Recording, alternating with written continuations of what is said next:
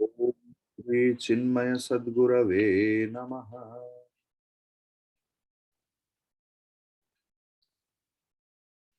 Ninth mantra and Shankara Bhăşya. Andham tamah pravishanti ye vidyam upasate tato bhuya ivate tamaha ya u vidyayam rataha. We have seen that who perform only puja and upasana, those who worship avidya, only rituals and rites,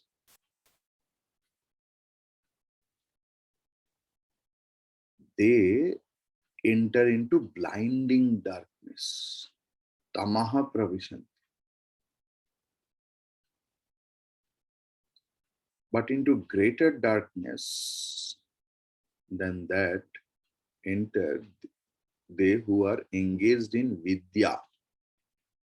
So that is the contradiction, because we the Vedantic students know vidya means knowledge, but here Upanishad is telling that yaha or ye u vidyayam rataha te tataha bhuyaha iva tamaha pravishanti.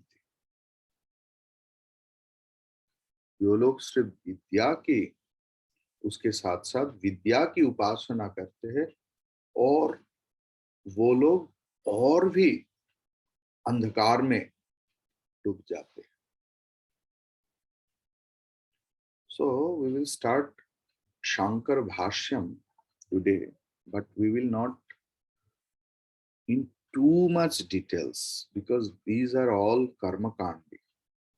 Okay. Atra adyena mantrena sarva eshana parityagena jnana nishtha ukta prathamaha vedarthaha ईशावास्यमिदगुं सर्वं मा गृधः कस्य means ईशावास्यमिदगुं सर्वं यत्किंच जगत्यां जगत् तेन त्यक्तेन भुञ्जीथाः मा गृधः कस्य स्विद्धनम् इति अज्ञानानां जिजीविषूणां ज्ञाननिष्ठा संभवे कुर्वन्नेवेह कर्माणि जिजीविषेत् शतगुं समाः इति कर्मनिष्ठा उक्ता द्वितीय वेदार्थः. So we will not go in too much details because Bhagavan Shankaracharya ji has negated so many things. It is not required for us at that moment. So I will just go into the translation of that of these two, they pravishanti, enter into andham tamaha, blinding darkness, characterized by absence of perception. Who? Ye avidyam. Those who worship avidya.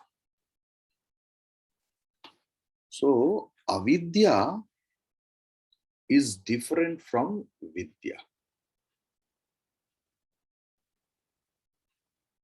Clear? That means it is karma. Avidya here means karma. And since karma is opposed to vidya, contradictory to vidya, they upasate, worship. that avidya in the form of Agnihotradi yagna, means fire rituals, etc. alone. The import is that they perform this wholeheartedly,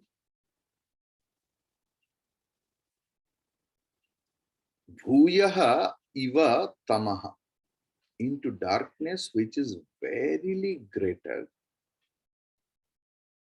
tataha, than that darkness characterized as blindness, they enter. Who? Ye means they. On the other hand, who giving up rights, vidyam u rataha, are engaged only in vidya, are always bent on the meditation on and worship of gods. With regards to that matter, again the secondary results of meditation and rites are advanced as reasons for the combination of the two. As otherwise, if one of these two closely associated factors before fruit, karma phala, while the other did not, they would be related as a part and whole, which is absurd. So Vidya and karma are very often enjoined to be performed separately by men of different tendencies. And separate results are enjoined for them. This would not have been so if either formed a part of the other. Now, here Vidya is not knowledge. Avidya is karma and Vidya is upasana, prayer, meditation, etc. Clear?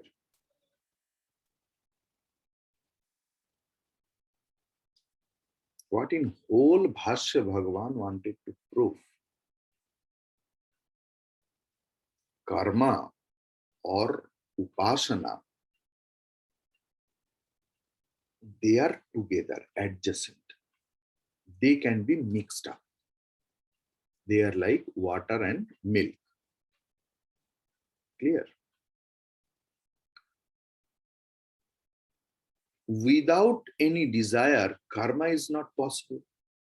Why we do any karma? In general sense. With the desire of the fruit of the or result of the action.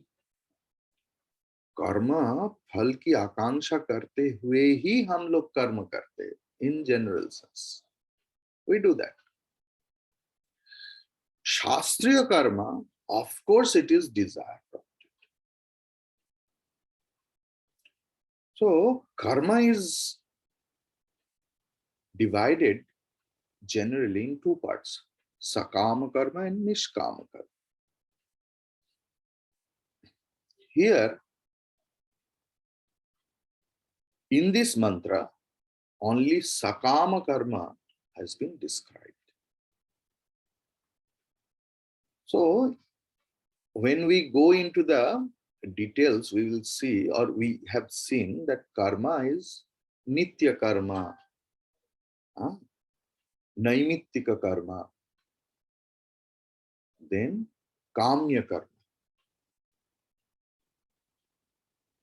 Actually, main three things. Nitya karma doesn't give any karma phala. Means your daily prayer, daily puja, daily japam, but akarane pratyavaya. If you don't perform it, you will incur sin. Naimittika karma is occasional karma, like Durga Puja, Kali Puja, Annaprasan, marriage. Every day it never happens. But main theme is kamya karma, desire prompted action. Whenever we are overpowered by our desire of what? Desire for not doing karma, desire for the result. So to get result, we have to do karma. And kamya karma or desire prompted karma, mainly it leads us to prohibited karma, nishiddha karma. Then to cut it, we do atonement, prayaschitta karma. That is also expecting the result that it will not happen, this problem will not come to me. So here Bhagavan Shankaracharya is telling jnana and karma cannot be together. I mean, whole day my mind soaked in samsara. Always I am engaged in business, earning money, job related problem. The whole day I am suffering from anxiety, doubts, depression. Why? Because what will happen? What will happen? What will happen? For that person, in the morning, early morning, or in the evening, or before going to sleep, doing jnana charcha, practicing knowledge, and expecting liberation, emancipation, or moksha, it is not possible. That is the main impact of the mantra. It is not possible.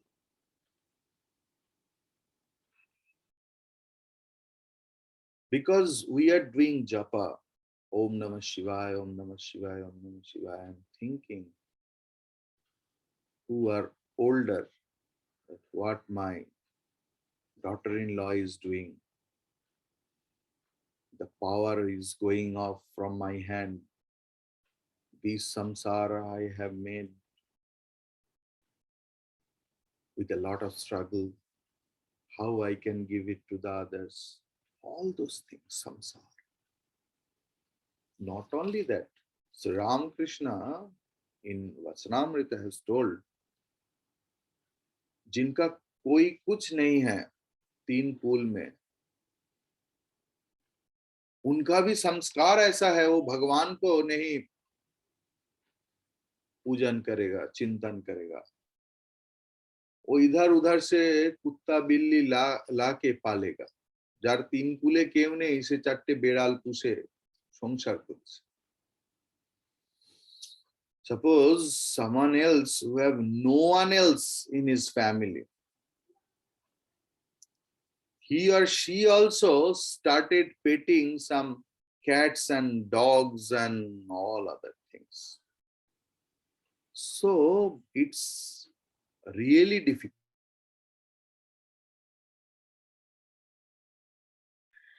So Bhagavan tried to tell those things that it's not possible. It's not possible. But who are doing karma? Suppose I need a job, I need rains, I need that my son's all sufferings should go, my daughter's all suffering should go, and we are doing some rituals like, Kala Sharpados and all other things. I don't know too much about it. If they start prayer that, oh Lord, please help me to remove obstacles.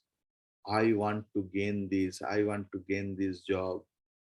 This court case is giving me a lot. So that rituals and prayers. Here, avidya means rituals, vidya means prayers. In this mantra, that can go together, and that prayer means it is manasika karma. That will strengthen the karma to get the result. With that, jnana samuchaya is not possible. It's not the matter of Shankaracharya.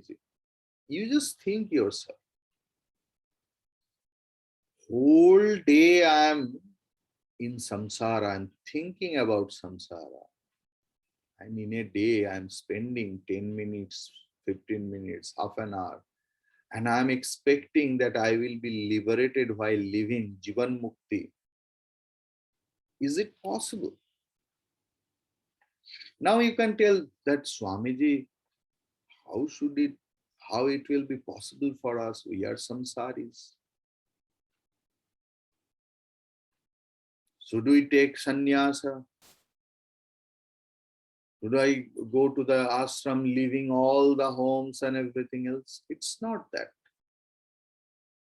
Because if we see Vyadha Gita, there also we have seen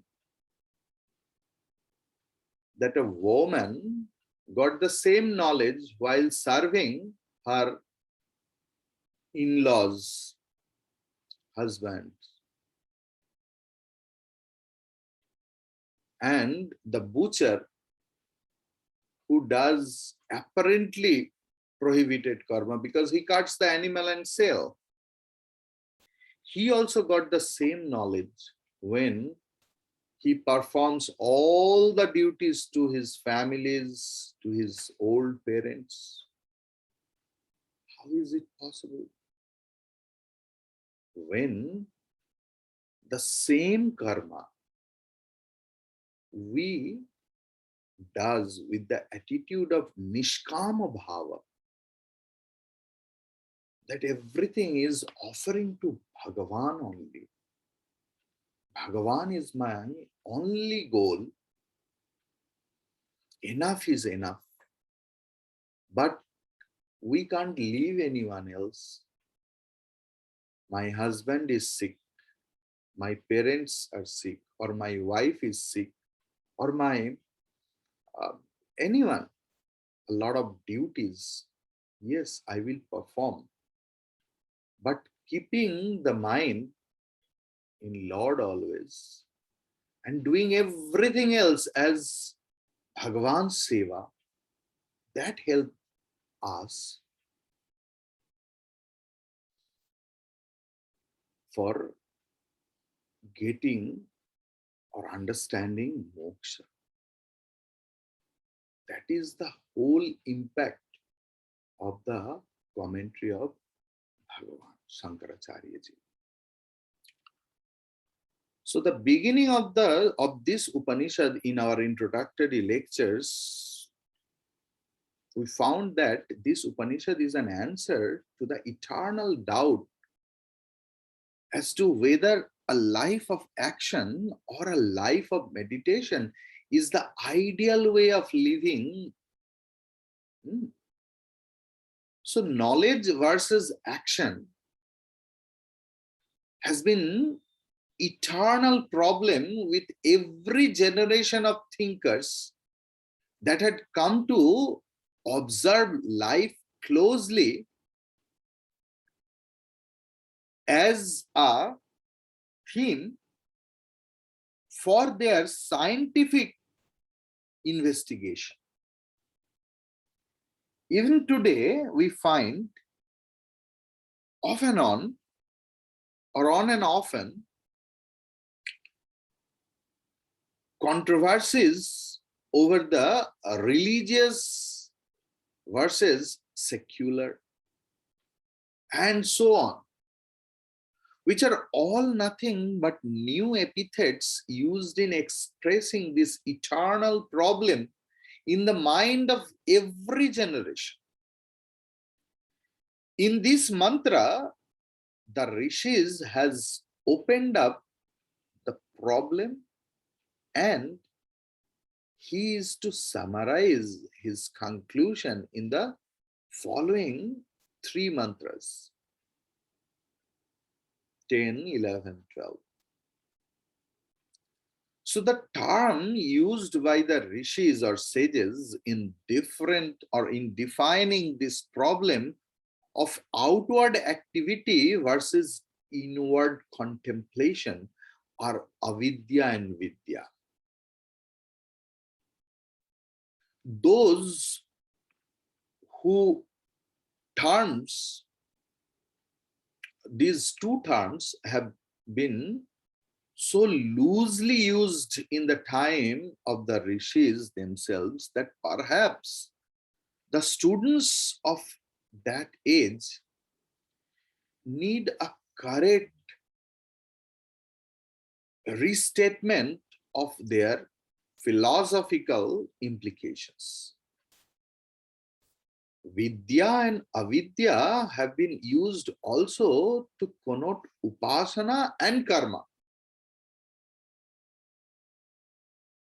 prayer, meditation, and rituals, rites, etc.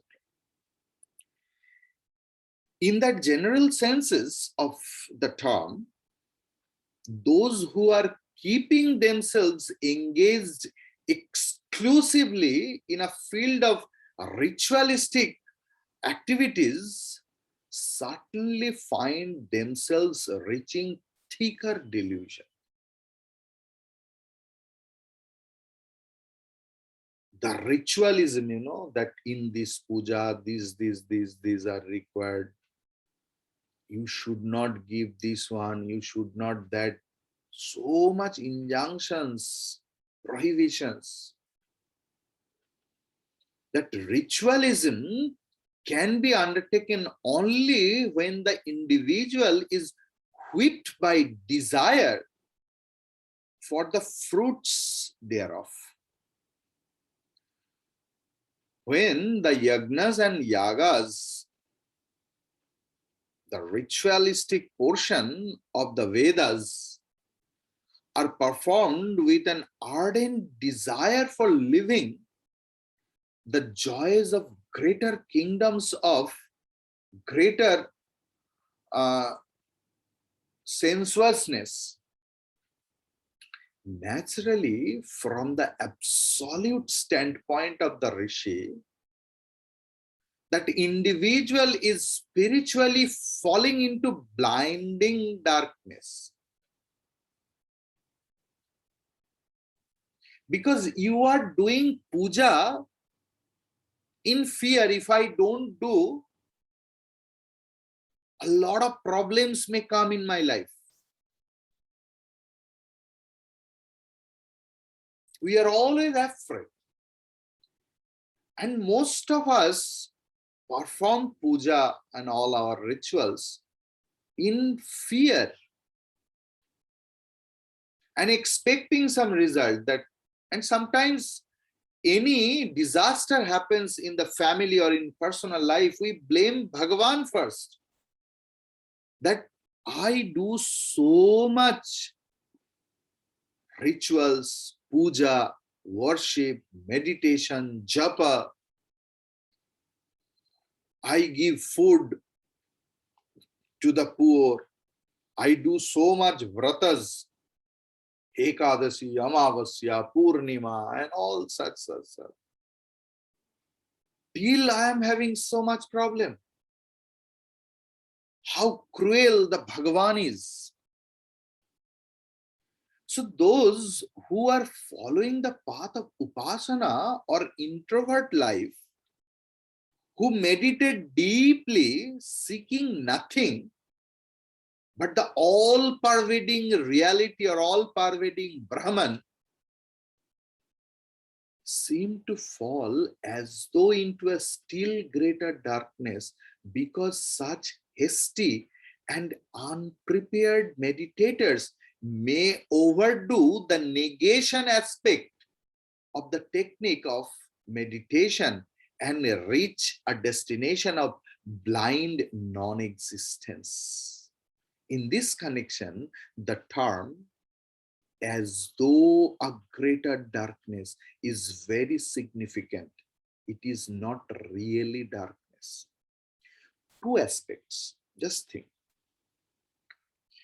If we read Ramayana, we will see the character of Ravana.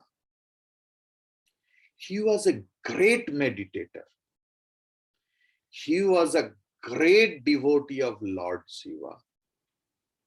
If we read Bhagavatam, we will see the life of Hiranyaksha, Hiranyakashipu. They were great meditators. On that time, our lifespan was a lot, so they did meditation, puja, upasana for thousands of years. But their aim was not to understand or realize or to know the Supreme Brahman. They performed all those things, prayer, meditation, puja, rituals, rites, to get greater joy. For this, Ravana, after doing a lot of penance, lot of tapasya, became a bigger Ravana. Because without the knowledge of the Supreme, they started performing all those things. Here Upanishad tried to tell us about this incident. That before meditation, because I have met someone else, they perform everyday meditation. I asked them, why do you do that?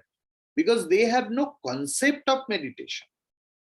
Now meditation has become a fashion, Swamiji, do you teach meditation?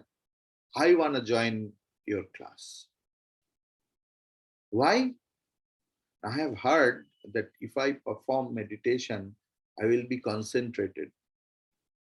My mind will be concentrated, and in this concentrated mind, I can enjoy more. Think, what is their conception? So according to Bhagavan Shankaracharya ji, Shankara Bhagavat Pada, Vidya means Jnana Devata, leading to the abode of the Devata, God, so propitiated, and avidya is a ritualistic karma. To Shankaracharya ji, karma means desire prompted rituals which lead one to the joys of the heaven, Pitriloka. As we admit avidya to be karma, it would be more natural to accept it as all sadhanas that lead the seekers nearer to the goal. Also, the meaning that by karma one would reach Pitriloka, and by upasana of Devata one would attain the Devaloka, is not quite an appropriate theme in the Upanishad, as these topics have been already exhausted in the earlier part of the Veda textbook. In its Karma Kanda portion. At the same time, we cannot also emphatically say that these topics are totally absent in the Upanishad. So, however, the context here would demand that we take Vidya to be the higher meditation. Like, at the time of, suppose, Kalika, anyone is doing Kali Puja or devotee of Mother Kali. So he knows the meaning of the mantra. Devi prapannarti Hare prasida, prasida matar jagato khilasya, prasida vishveshwari pahi vishvam, tvamishwari devi characharasya, adhara bhuta jagatastvameka, mahishwarupena yatasthitasi, apang swarupasthitaya tvaitat apyayate kritsnam alanghya virye tvam vaishnavi shakti ananta virya vishvasya vijam paramasi maya sammohitam devi samastametat tvam vai prasanna bhuvi mukti hetuhu vidya samastastav devi bhedaha striyas samastas sakala jagatsu tvaikaya puritam amvayaitat kate stutihi stavya para parokti sarvabhuta yada devi bhukti mukti pradayini tvam stuta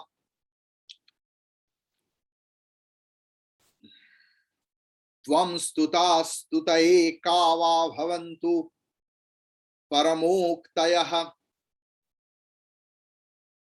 You know, all those form, if anyone does and knowing the meaning, that sarvasya buddhi rupena janasya ridhi samsthite sargapa vargade devi narayani namostute kala kasthadi rupena parinama pradayini vishvasyo parato shakti narayani namostute sarvamangala mangalye shive sarvartha sadhike शरण्ये त्र्यंबके गौरी नारायणि नमोस्तुते सृष्टि स्थिति विनाशानं शक्ति भूते सनातनि गुणाश्रय गुणमये नारायणि नमोस्तुते शरणागत दीनार्त परित्राण परायणे सर्वस्यार्ति हरे देवी नारायणि नमोस्तुते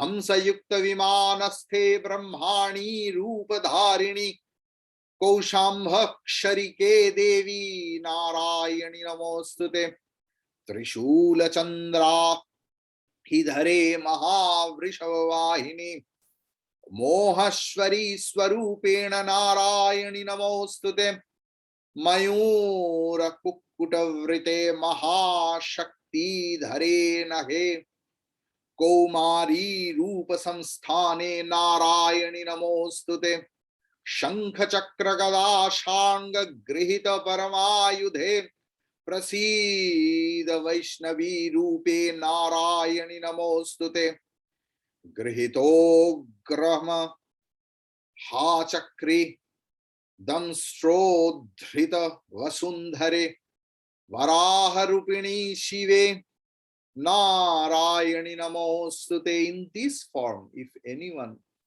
does upasana, knowing the meaning, that is possible. You know, that karma never leads anyone else to the darkness. That is the thing. The context here would demand that we take vidya to be a higher meditation and avidya to be all sadhanas that prepare one by exhausting one's existing vasanas to have a peaceful mind that can readily be brought to the seat of meditation. This we are not doing only to suit our purpose here. The negative prefix in Sanskrit can mean either a mere negation or a negation of assertion. Means avidya and vidya here. I mean that here first you have to take avidya and then you have to take vidya, that which got vidya. Emphasizing something similar to but really different from the thing negated. Therefore, vidya can mean not vidya. I'm sorry, avidya can mean not vidya, but something like vidya, though different from it. Since in Vedanta, it is accepted that selfless service will purify the personality and prepare it for contemplation and meditation. And avidya here should be understood as selfless, dedicated action. This is the theme in the Bhagavad Gita also. Bhagavad Gita also. In Veda, it is there. Prasamjana and Pratishedha. We will talk later. If we go enter, I am having the explanation of that. But I don't want to go into that. But one interesting thing I just want to mention, that Sri Madhavacharya ji has given a strange meaning for these terms. Why? Because Madhavananda ji was the profounder of Dvaita Darshana, dualistic philosophy. Their Brahman means Bhagavan Vishnu, and we are the part of that. So, according to him,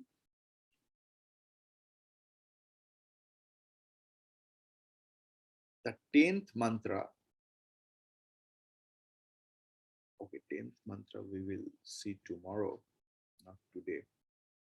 Then we will discuss what Madhavacharya ji has discussed. So I think the whole thing is clear to you, that if we do everyday karma, rituals, vrata, and supporting that, if we start meditation, prayer, and our goal is to get some result, or in fear if we do something else, that problem should not come in our life, that will not help you to attain Brahmajnanam or self-knowledge or supreme knowledge. That is the main impact. If a sadhaka performs any sadhana,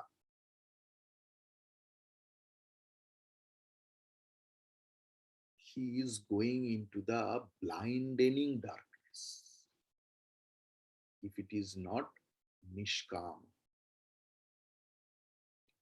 that is the main impact.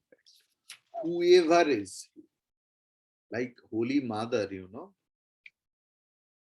told in a very simple language, যে বাবা একটা সন্দেশ খাওয়ার বাসনা থাকলেও আবার ফিরে আসতে হবে. If you want to have the desire to have a little bit of peda, sandesh, rasgulla, little bit, if you have desire to fulfill that, you have to come back again.